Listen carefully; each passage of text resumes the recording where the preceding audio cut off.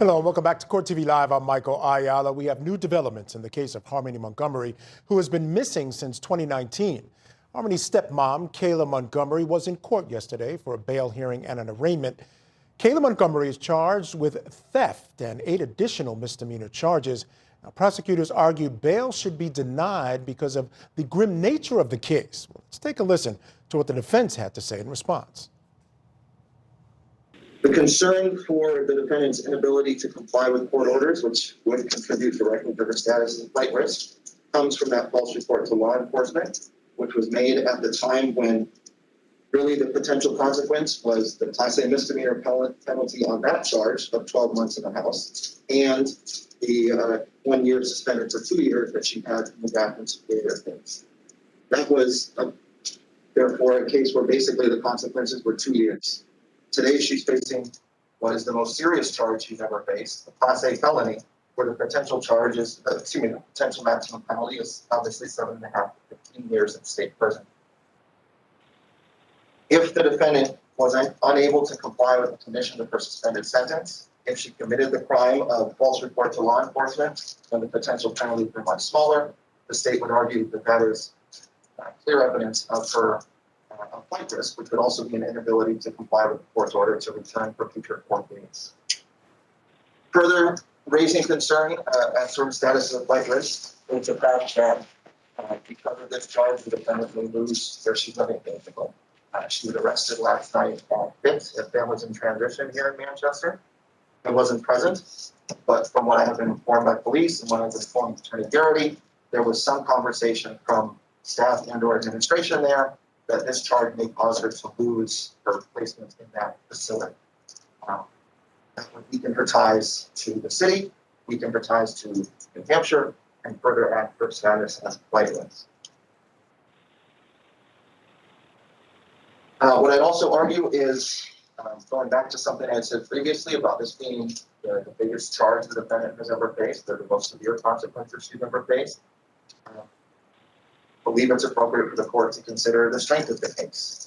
If the court is going to impose a cash bail that may potentially result in the defendant's pretrial detention, the court needs to consider the nature of the allegations. What I would suggest to the court is, based on what the court has read in the affidavit, based on the charge itself, this is a strong case. This isn't a case where the defendant may think she can count on witnesses disappearing or changing their stories or some sort of impeachment tactics by her counsel. This is basically a white-collar case where the evidence is documented, the witnesses are state employees who will be relating statements made by the defendant herself or the lack of statements made by the defendant herself. So not only is she facing the most severe potential consequence she's ever faced, but it is a strong case, which further contributes to her status to the flight risk, and again, would be in those nature of the allegations that the court is. It's appropriate for the court to consider at this time. So for those reasons, the state argues that the $5,000 cash bail failed. Now, the judge ultimately did grant bail, but on the condition that she complete a drug treatment program. Also, investigators have narrowed down the time frame that they think Harmony Montgomery went missing. According to a newly released timeline, Adam Montgomery and his wife, Kayla, were evicted from their home in Manchester, New Hampshire on November 27th. Now, witnesses report seeing Harmony along with their 2 children, the 2 other children that Kayla and Adam had together at that time. But by December, witnesses report only seeing the 2 other children with the couple, leading police to believe Harmony disappeared sometime between November 28th and December 10th of 2019. So that's helpful. All right, let me bring back in my guest, criminal defense attorney Stephen King. Stephen, you know, this is something we can look at as a positive. This is just a difficult case to even report. But the fact that they've been able to narrow this thing down, remember, they were behind the 8 ball. They didn't find out about this till 2 years after she went missing. So they're behind the 8 ball. Fairly good job by the authorities to even get it narrowed down to this point. Yeah, a lot of investigation. Maybe they were able to pick up some cameras in the neighborhood, but it seemed like they actually are pinpointing, which is relevant to the criminal charges, because you have to be able to narrow down a time frame in order to bring these type of charges. Now, we know that Kayla and Adam were the last folks seen with her, right? At least according to what the police are reporting now. You have Kayla going up for bail. She's someone, I believe, Stephen, that there's two people in the world who know where this little girl is, right? Well, maybe three, if she's alive, the person who's with her at this point. But these two people, Adam and Kayla. You have Kayla. The state was arguing that this is a lot more serious than the charges she's facing, white-collar crimes, basically, stealing welfare benefits. Could they have done more to pressure her to give some information? Do you think the judge did the right thing in providing bail in this case? Well, I think everybody is entitled to bail. You're entitled to be presumed innocent until you are proven guilty. And the state is going to put their best forth forward. And in these bail hearings, essentially, the judge has to assume everything in the complaint is true. And assuming it's true, is this person a flight risk? The gravity of the offense, all the information that's out there.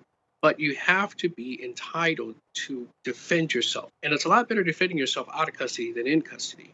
So I think the judge did the right thing. He has to follow the law. The law says you have to give cash bail. Yeah, I would have to agree with you because at the end of the day, no matter how serious this looming issue with Harmony Montgomery is, that's not what she's charged with at this time.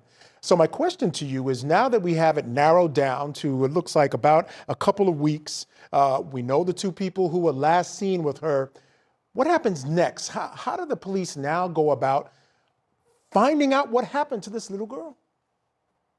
Well, it's all going to be circumstantial evidence. They're going to have to see if they can find video surveillance or cameras, especially if the defendant chooses to invoke their Fifth Amendment privilege against self-incrimination.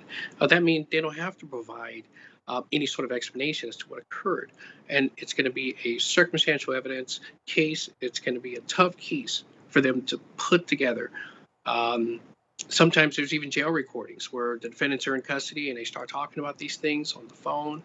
Maybe the prosecution will get lucky here and be able to snag a conviction in this case. Yeah, you said the key word. I think investigators are going to have to get a little bit lucky here.